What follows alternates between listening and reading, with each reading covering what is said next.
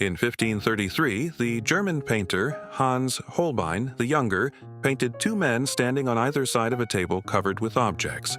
The painting is called The Ambassadors. It hangs in the National Gallery in London. It is one of the largest and most technically extraordinary portraits of the entire Northern Renaissance. The two men are Jean de Dinteville, the French ambassador to the court of Henry VIII, and Georges de Selve, a French bishop visiting London on a diplomatic mission. Both men were in their 20s. Both were extraordinarily wealthy, extraordinarily educated, and extraordinarily powerful, representatives of one of the most sophisticated courts in Europe, painted by one of the greatest portrait painters who ever lived. Everything about this painting says, these are the two most accomplished men in the world. And on the floor, stretching diagonally across the bottom of the composition, there is a shape. It does not look like anything.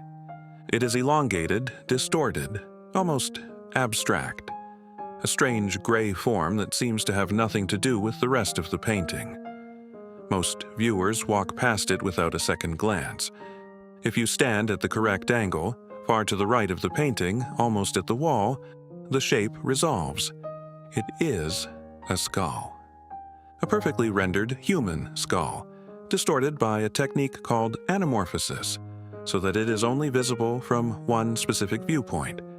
From the front, where everyone stands to look at the painting, it is meaningless. From the side, it is the most legible object in the entire composition. Holbein painted a skull into the most powerful portrait of his career, and he made sure that almost nobody would ever see it. To understand what the skull means, you have to look at everything around it. The table between the two men is covered with objects arranged across two shelves.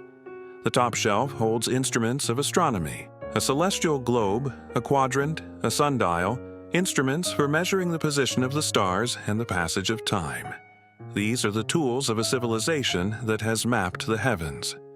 The bottom shelf holds instruments of human knowledge on Earth, a terrestrial globe showing the known world, books, a lute, a case of flutes, a hymn book open to a specific page. Together, the two shelves represent the complete intellectual achievement of Renaissance Europe. The heavens above, mapped and measured. The earth below, explored and charted.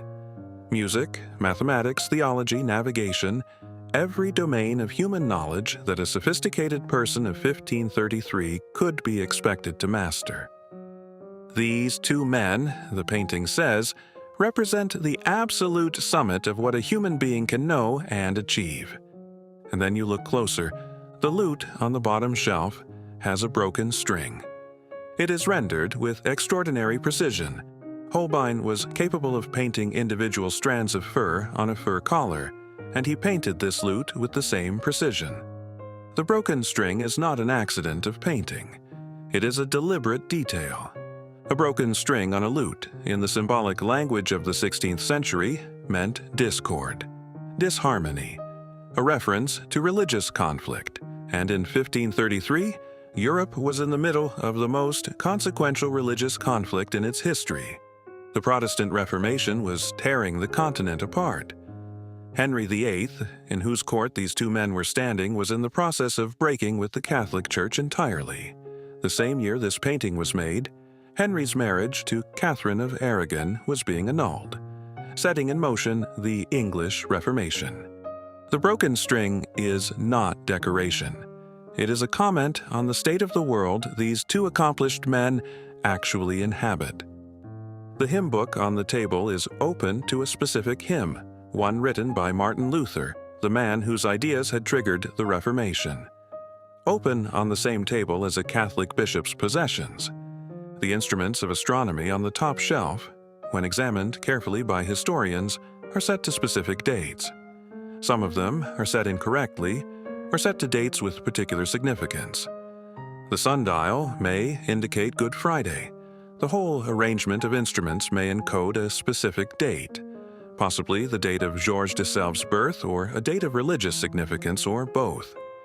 Every object in this painting that looks like a celebration of human achievement also contains a crack, a discord, a reference to mortality, to religious crisis, to the instability beneath the surface of the world these two men represent. And then there is the crucifix. In the upper left corner of the painting, almost invisible, partially hidden behind a green curtain, there is a small silver crucifix on the wall. It is the only explicitly religious object in the painting that is not also a symbol of worldly achievement. The astronomical instruments represent human mastery of the cosmos. The globes represent human mastery of the earth.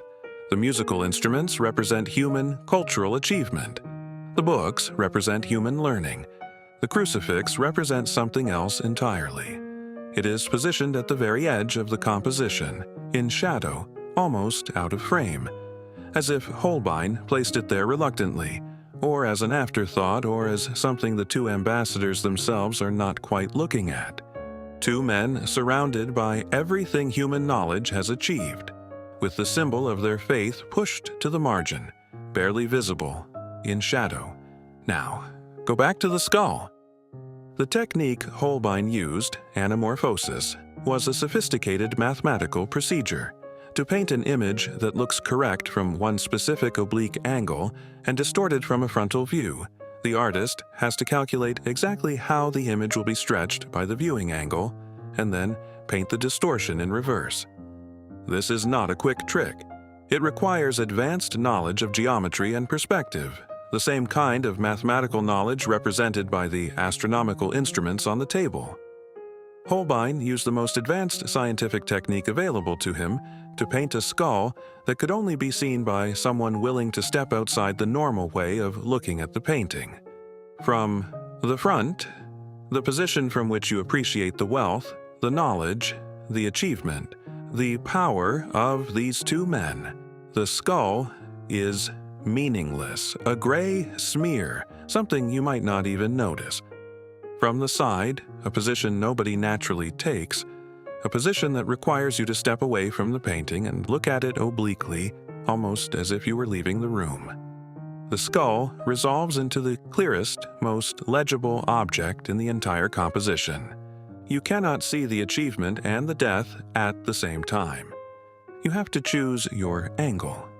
There is a theory, widely discussed by art historians, about why the painting is constructed this way. The ambassadors may originally have been designed to hang on a staircase, or in a position where viewers would approach it from an angle, see the skull first, and only afterward turn to see the full composition of wealth and achievement.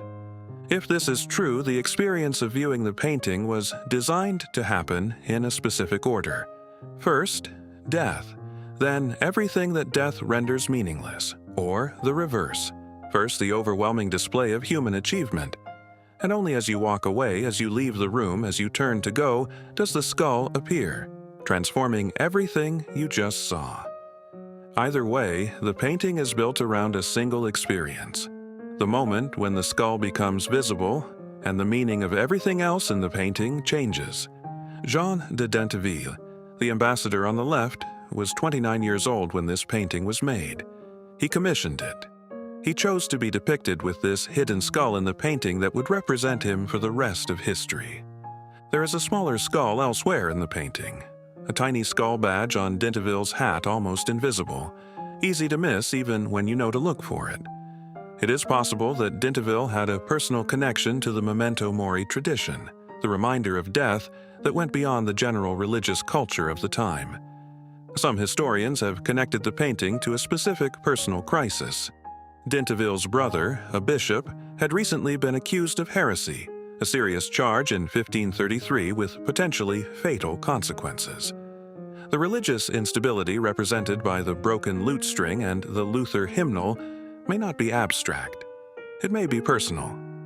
Dinteville's own family was caught in the religious conflict tearing Europe apart at the exact moment this portrait was made. A young, powerful, brilliant man, at the height of his career, commissioning a portrait of himself surrounded by everything he had achieved, and asking the greatest painter in Europe to hide a skull in it, visible only from the wrong angle. The painting was completed in 1533. Both men went on with their lives. Dinteville continued his diplomatic career. De Selve became a bishop and later participated in the Council of Trent, the Catholic Church's response to the Reformation that the broken lute string seems to anticipate. The painting passed through various collections over the centuries. It was acquired by the National Gallery in London in 1890, where it has been ever since, one of the most studied, most reproduced, most analyzed paintings in the museum's collection. Millions of people walk past it every year. Almost all of them stand directly in front of it. Almost none of them see the skull. The next time you are in a museum, any museum, and you find yourself standing directly in front of a painting, looking at it the way you are supposed to look at it, the way the room is arranged for you to look at it, consider stepping to the side. Not because every painting has a hidden skull, almost none of them do, but because the Ambassadors is built on a single idea that the way you are positioned determines what you can see, that the angle from which you view something is not neutral, that there might be something true about what you are looking at that is only visible if you are willing to stand somewhere you are not supposed to stand. Two of the most powerful, accomplished, knowledgeable men of their era stood for a portrait surrounded by everything human civilization had achieved.